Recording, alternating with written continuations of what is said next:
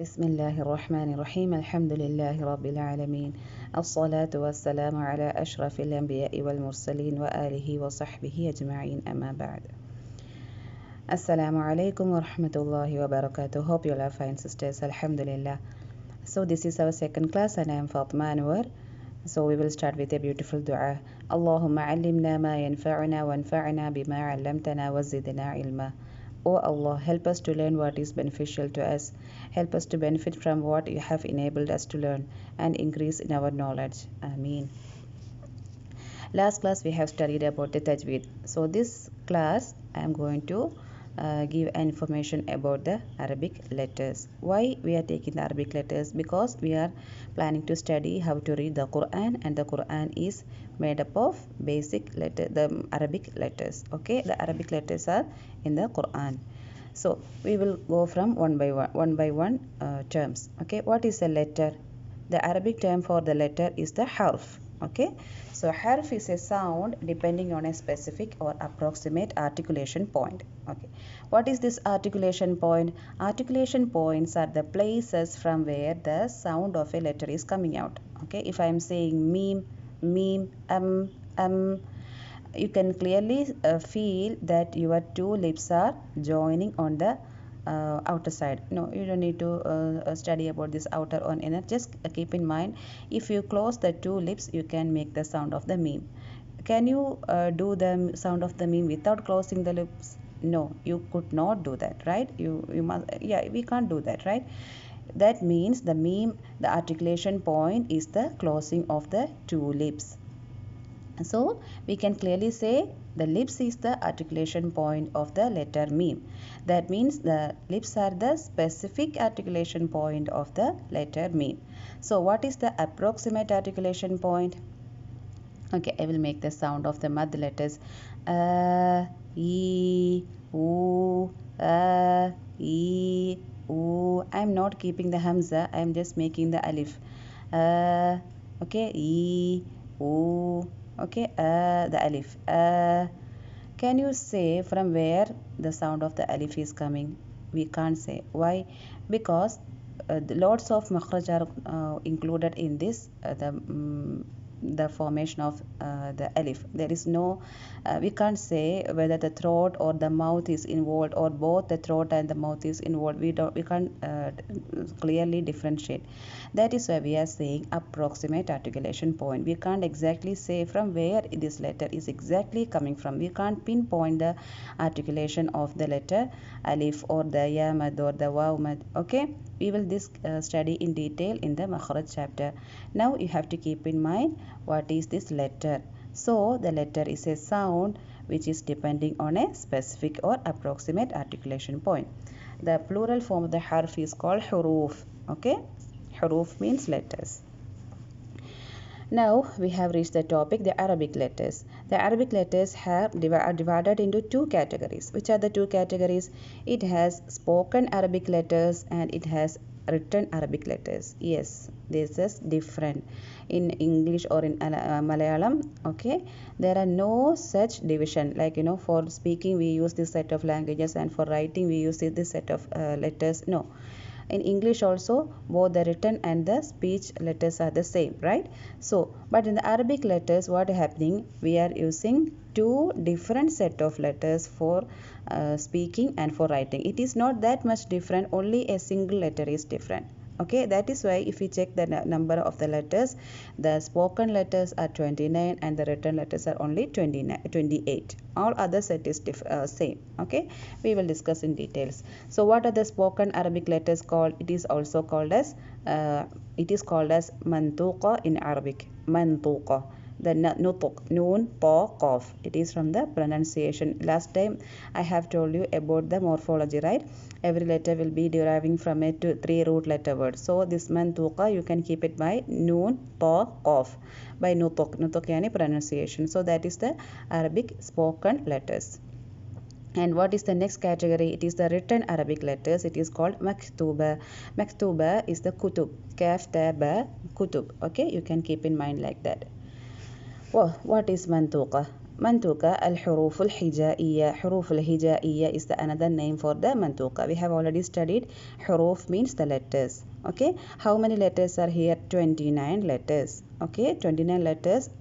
We know that before going to the before going to the Quran, we will study Qaida Nuraniya, right? If you have gone through the Qaida Nuraniya, if you check the first chapter, it is the Huruf al-Hijai. How many letters are there? 29 letters. Alif, Ba, Ta, Tha, Jim, Ha, right? To Hamza, Waw, Ya, Ak, right? Yes. So, this is the order used in the Quran. That is why we are studying this written alphabet letters at the first chapter of Qaida Nuraniya. Why? Because it is the language used in the, it is the letters used in the Arabic, in the Quran. It is also called a Hijaiyah that we have already discussed. It was put in order by Imam Nasr bin Asim. What does it mean by put in order?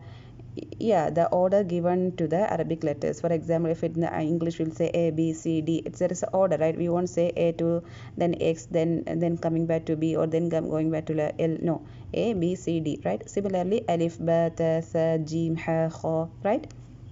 Yeah, that is the order. It was given by Imam Nasr bin Asim. And he has also given another contribution. What is it? Introduced dots to the letters. What does it mean by introduced dots? We know that we know the current situation, the current structure of the letters, Arabic letters. Okay, the alif is like that, or jim is like that, the ha is like that. But the situation was not like this many years before. Okay, almost all the letters were same. It was easy for the Arabs to take their own the letters needed for that word. For example, if it is an alif, they will read as alif only. If it is an hamza, they will read with hamza only. Okay, but later in the lots of developmental stages has happened to the letters. Inshallah, we will do in another lecture. It was introduced, it was made easy by Imam Nasr bin Asim by denoting dots to the letters. For example, there are two letters dal, and similar structure is for dal also. Only difference is that there is a dot on that letter. If we take jim, ha, kha, three structures are same. Only difference is the positioning of the dots. Okay, for the ba, ta, tha, all the number of dots. Ra, za, sin, sheen, right? So this was contributed by Imam Nasr bin Asim. Okay. So this is about the huruf al-hijaiyah. Only thing you have to keep in mind, you don't need to study all this. This is just to make you understand about the letters. Okay, there are two kinds of letters. Why I am putting this thing here is, I will tell you in after 2 or 3 slides. Okay, so this keep in mind, this is the order used in the Quran. The huruf al-hijaiyah, the 29 letters are used in the Quranic alphabetic structure. So what is the next category? It is huruful abjadiyya. Okay, it is another name of maktuba. It is the spoken Arabic letters. That means if you are going to study the the Arabic literature, you will get a set of letters at first that have only 28 letters. You can see only one letter is missing there. You can guess it is the hamza. Okay, the hamza is present in only mantuqa. In the spoken Arabic letters we can find hamza only, but in the written Arabic form we can't find hamza. There will be only alif. This is the difference. It became hamza and alif became 29 letters in the spoken form, and in the written form the hamza is absent, and thus it became 28 letters only. Okay, it is the written alphabet. What is the difference here? There is no distinction between the alif and the hamza. The hamza is absent here. It doesn't mean that they won't use hamza in the literature. They won't use, of course, in the script there is no hamza, but they will use hamza as to the occasion from the alif, and alif as to the occasion from the alif itself. Hope you got my point. They will write only hamza, but they will read if hamza where it is needed, and they will read alif as alif where it is needed. Okay, and here it is also known as a huruf al-abjadiyya that I have already discussed. Okay, inshallah. So we have I have told you about the hamza. It was given by Imam Khalil ibn Ahmad al-Farahidi in order to avoid the confusion in the later developmental stages of letters. What does it mean? You know that the Quran was revealed in the language of the Quraysh that we have discussed in the last class, previous class, right? Okay. So what happened here was, when it was put in the written form, in the letters, it was only alif itself. There was no hamza. Okay, but it was easy for the people at that time to read alif as alif and hamza also from alif, because it is their language. But later, since there were, that there was only not one ahruf, there are 7 ahrufs also, that the 7 lettering also, another wordings also there, right? There are 10 qiraat and 7 ahruf also there. So all these came into existence, and it became even for the Arabs to take it whether it is hamza or alif from the script of the Quran. Then, in order to avoid this confusion, the Imam Imam Khalil ibn Ahmad al-Farahidi, famous scholar, he was also a founder among the Tajweed. He has introduced Hamza to avoid this confusion, so that we can read now, Alhamdulillah, Hamza as Hamza and Alif as Alif. Okay, so why the spoken language is used in the Quran? Because it is for the easiness. If just imagine what happens if Hamza and Alif are all same by the Alif or Alif in the Quran. Do we know whether it is Hamza or Alif? No. That is why the spoken Arabic form is used in the Quran, in order for to understand, or for the easiness in reciting, whether it is Hamza or whether it is Alif. Okay. Before that, I will just show you the huruf al-hijai. This is the huruf al-hijaiyah. Okay, alif, ba, ta, sa, jim. If you can see, there is a hamza in the last line. Okay, and I want to show you something. Let me take my pen. Okay, see, this is the hamza here. Okay, so that means it is 29 letters. Thus, it is the huruf al-hijaiyah. And I want to draw your attention here.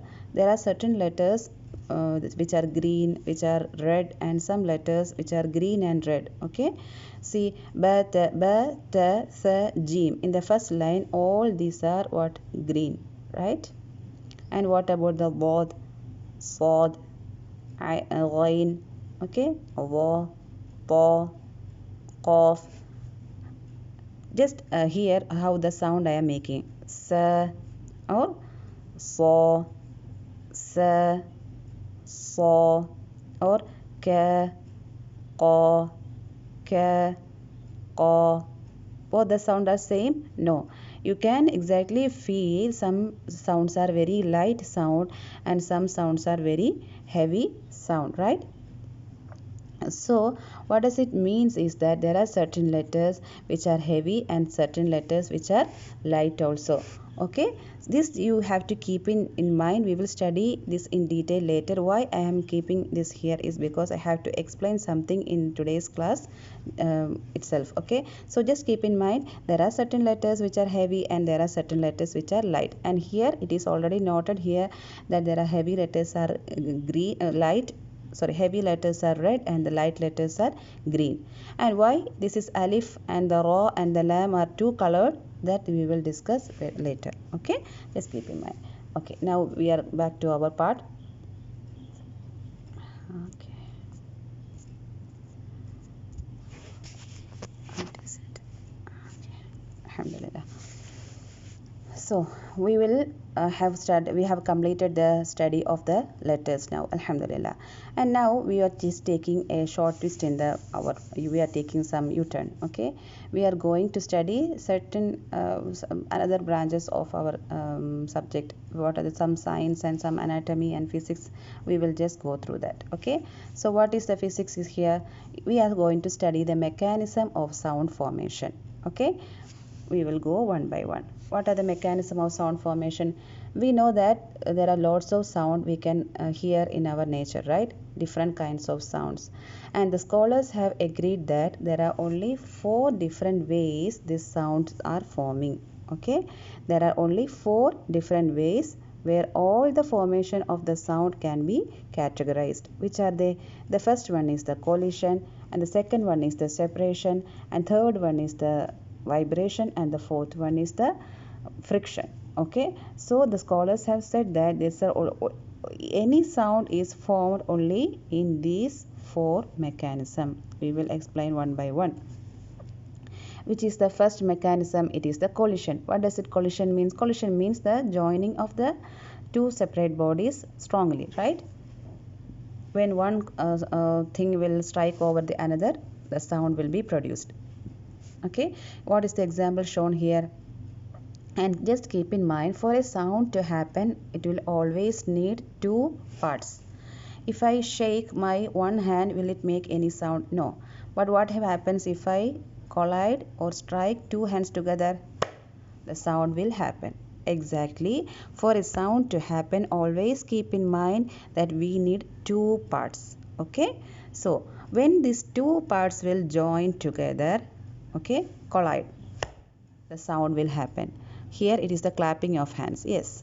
And the second is the knocking of a hammer to a wooden board. Okay. See the hammer hitting, there is a collision is happening, thus the sound will be produced. This is the one way of the production of sound. What is the second way? It is the separation of two separate bodies forcefully. Okay, I need you to give attention to the word forcefully. Why it is said that forcefully? See, the picture is shown here. I am tearing a paper. Okay, listen. Okay, did you hear any sound? Yes, you heard the sound of a paper tearing. Okay, why it is paper tearing? Because the separation has happened. It was a single piece at the first time, but I separated it into two parts so that the sound happened. Now what I am doing is I am just sticking, okay, without any glue or anything, just I am keeping back in position the teared part of the paper. Okay, see, and now I am trying to separate it. Did you hear any sound? No. Why? Because there is no bonding between those two parts. So for a separation to happen, it needs a strong bonding between the parts at first. See, then only you can hear the sound. Okay, again I am keeping it back. I am trying to separate. You won't hear any sound. Now I am keeping it back and taking again, but you won't hear any sound. Why? Because there is no bonding between those two parts. Okay, that is why the sound should happen only if we forcefully separate. For a separation to be happened forcefully, what should be there at first? There should be a tight bonding at first. Okay, so this is the second way of formation of sound. What is the third way? Third way is the vibration. Vibration, yani, we have when we go to the doctor, he will just put the tuning fork and he will keep it in our ears and we will sound, right? We know that what is vibration. Or if I am rubbing my hands against each other, there is it's not vibration. The vibration, yeah, here the picture itself. If a scale is kept to a corner of a shelf of a table, and if I hit it, it will make it the sound. Or the common sound is the sounds of the strings used in the guitar or violin. Okay, all these are formed by the vibration, right? Yes. And what is the last form? Last mechanism is the, what is it? Yeah, alhamdulillah. So last mechanism is the rubbing or scraping of one hard surface against another. That means the friction. If I am rubbing my two hands, see, can you hear any sound? Yes, I can hear. I don't know whether you can hear or not. Okay, so if a part will move hardly on the surface of another one, okay, then we can hear sound. So these are the four ways where a sound is produced in the nature, which are the collision, separation, vibration, and some friction. Okay, so now I want to show you how the sound is produced in our throat. Okay, listen, first I will explain, then I will show how the sound will be produced in our throat. We know that the sound to produce, there is a system in our throat. It is called the larynx. Okay, the larynx, it will be most prominent for the gents, so that they know whether it's Adam's apple for them. It will be very easy for us to locate the larynx. Okay, but for us it is not that much prominent, but still it is inside there, but only thing is it is not prominent for us. Okay, now the larynx, it is inside. There are two cords called vocal cords. Okay, it is helping in our sound formation. Listen, we will inhale the air, right, for what? For the breathing purpose, we will inhale the air. But when we exhale, it aids in our sound formation also. How? When the sound is going through these vocal cords, the vocal cord has two very thin flaps of band. Okay, so these flaps will vibrate when the it is just like when we are when we take a small paper and we will blow on that paper. Okay, the paper will move, right? Or when we take a feather and when we blow on that, it will move, right? Just like that, the flaps of the vocal cords are very thin, so that the exhaled air, when it is passed through it, it will vibrate. Okay, so vibrate, then the vibration is a process in the formation of sound, right? The third process is the vibration. Okay, so the vibration of the vocal cord produces the sound. Okay, the vibration of the vocal cord produces the sound. Now I will show you how it happens. Phonation is the production of sound by structures in the upper respiratory tract. During exhalation, air passes from the lung. See, this is our tract. The larynx is shown here. Okay, the larynx, if just I will move a little bit more through the larynx. Yeah, see, here you can see a white colored band. See, I am touching this. Okay, so that you can, this is the vocal cords, and here what is showing that the air coming from inside our lungs, okay, it is moving through, it is passing through these two flaps of our vocal cord. Then what will happen? Please check here. Muscles in the larynx can act to move the arytenoid cartilages that then move the cords. The cords are pushed together. See the cords they have shown here. Okay, the two white bands, it is the cords. The air is coming from our lungs and it will pass through these cords. Listen. And air passes between them in such a way as to make them vibrate, creating sound. Greater tension in the vocal. See, that means if the air from inside our lungs passes through this vocal cord, the vocal cord will vibrate, creating the sound. Why? The vibration is a mechanism of sound formation. So when the vocal cords vibrate, the sound will be produced inside our throat. Okay, so as how the picture is showing, there is only one sound, right? See, folds creates more rapid vibrations and higher pitched sounds. Yeah, he is only making a sound okay, but from our mouth there are hundreds and thousands of sound that we can make, right? How it is happening, inshallah, that we will explain when we will study the makhraj part. Okay, now I will stop here and I will make a part 2 audio, okay, so that it is easy for you to follow.